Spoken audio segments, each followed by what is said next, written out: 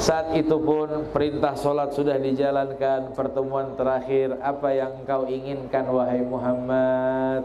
Maka Nabi Muhammad mengatakan, berpikir, kaifa taf'alu bi ummati ya Rabbi, bagaimanakah engkau nanti memperlakukan umatku wahai Allah?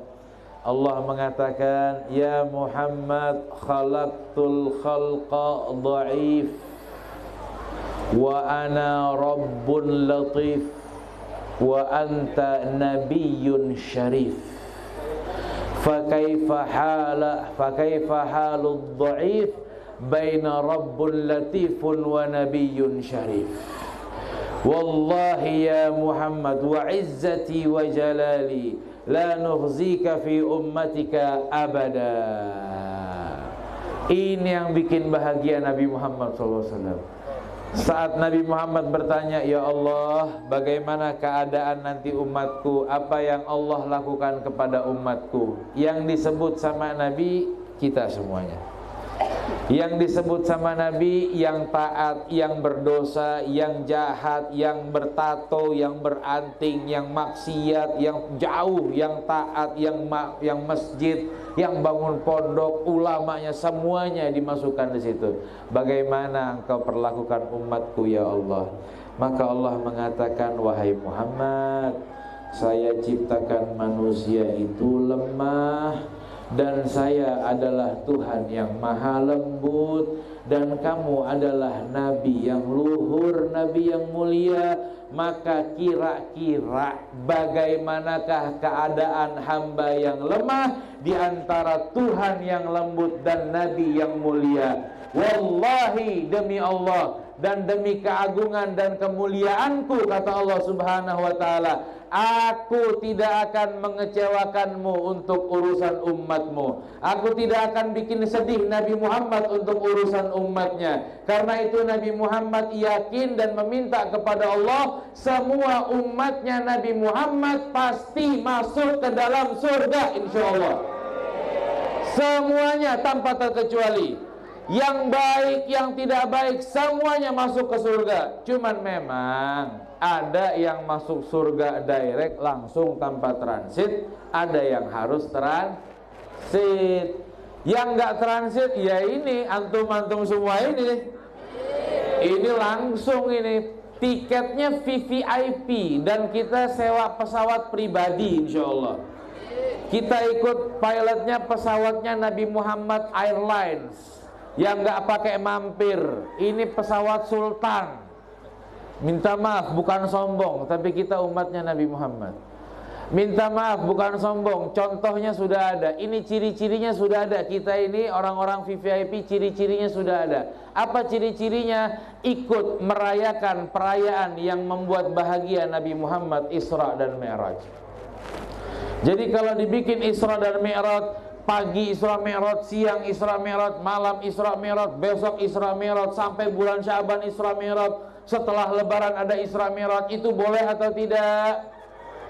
Boleh, dianjurkan. Bahkan jamaah juga senang, duduk dapat makanan, kopi rasanya juga enak, manis, menyegarkan. Saya yang nggak segar. Sabar, Dok. Ada waktunya kamu. Sebentar lagi tak minum pakai nasi sampean.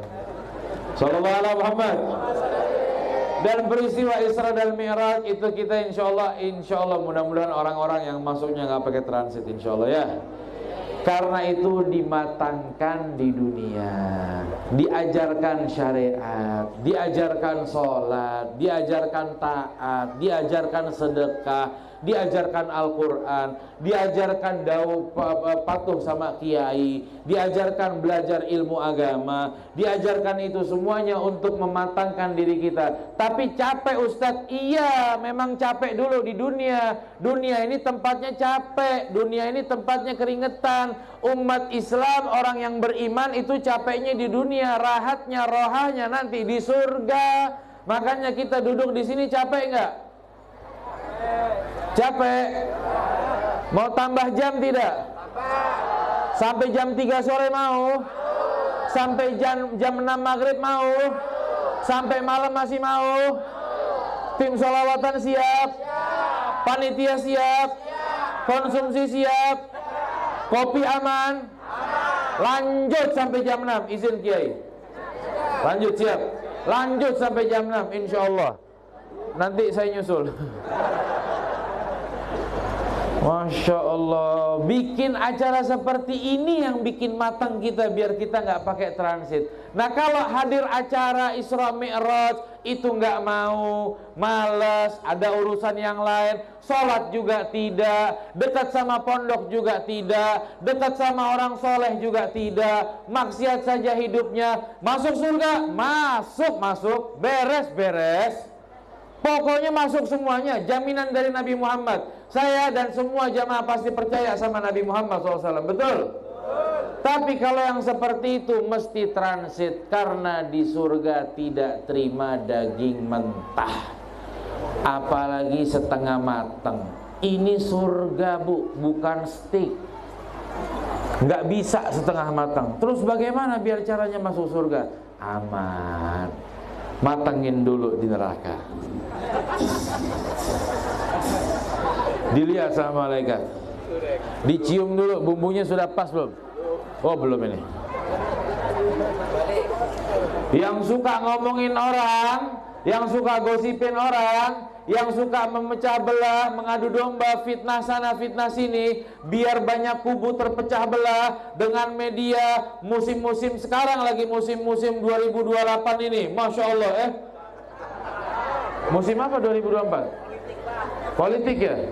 Politik mulai itu kan banyak ya, banyak ngejatuhin ini, fitnah sana fitnah sini. Walaupun bukan di Nabire, di Indonesia juga tidak ada yang menjatuhkan, alhamdulillah, karena Indonesia ini ahli surga. Ini saya maksudnya bicara politik bawah laut, antara ikan hiu sama ikan paus dan ikan-ikan tuna, itu semuanya baku perang di bawah. Wajar karena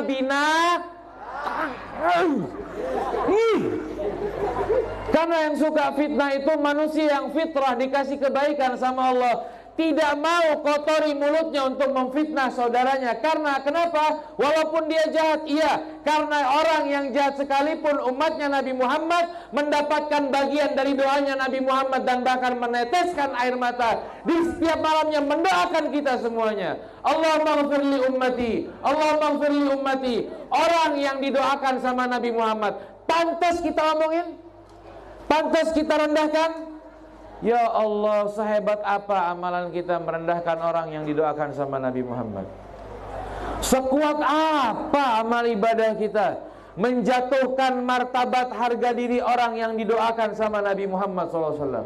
Dan ini maksud daripada Isra dan Mi'raj. Kumpulnya kita di sini untuk tidak melihat siapapun di antara kita dengan pandangan rendah, tapi semuanya adalah orang-orang yang mulia, yang dimuliakan oleh Allah Subhanahu wa Ta'ala. Kalaupun melakukan kesalahan, yang berbicara di sini pun orang yang paling banyak salah, tapi Allah tutup aib saya sehingga Bapak Ibu tidak ada yang tahu. Betul nggak? Betul kan? Saya punya kekurangan banyak. Karena itu Allah yang maha baik ditutup aib saya. Kalau seandainya aib saya kelihatan, dibuka di sama Allah di sini. Tadi MC menyampaikan, kita akan sampaikan ceramah dari Habib Helmi bin Khalid Al-Kaf. Beliau adalah orang yang makannya banyak, orang yang malas, dan orang yang minum kopi terus minta kopi, suka sindir panitia kalau kopi tidak keluar. Maka kita dengarkan tausiah dia juga orangnya jahat karena dia suka begini, karena dia kelakuannya begini, kasarlah apa segala macam. Mari kita dengarkan tausiah dari beliau. Kan nggak mungkin dengarnya enak. Tapi Allah tutup aib saya dan aib bapak-bapak semuanya ini punya aib. Tapi saling ditutup, makanya duduk bersebelahan tetap harmonis. Karena itu hikmah daripada ini, kenapa kita diajarkan Nabi Muhammad mendoakan semuanya tanpa terkecuali. Nabi Muhammad tidak mendoakan, ya Allah ampunin para kiai, ya Allah ampunin para politikus, ya Allah ampunin para koruptor.